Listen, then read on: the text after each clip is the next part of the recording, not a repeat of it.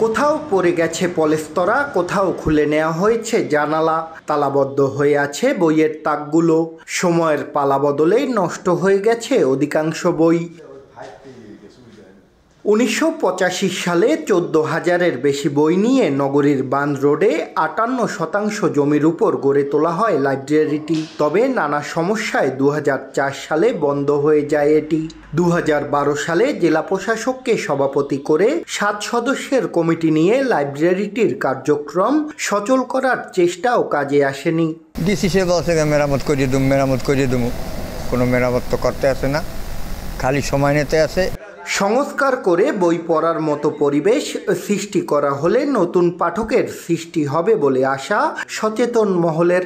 একটা লাইব্রেরি যেটার স্থাপনা আছে, পুরানো বইয়ের একটা বিরল সংগ্রহ আছে, সেই লাইব্রেরিটিকে পুনরায় চালু করা, সেটার জন্য খুব বেশি অর্থের বরাদ্দ প্রয়োজন বলে আমরা মনে করি না।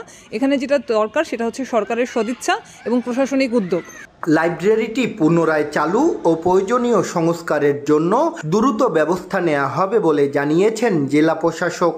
এটা আমি একজনকে দায়িত্ব দিয়েছি, ও আমাকে রিপোর্ট করবে, আসার পরে আমি এটা নিয়ে কাজ করব।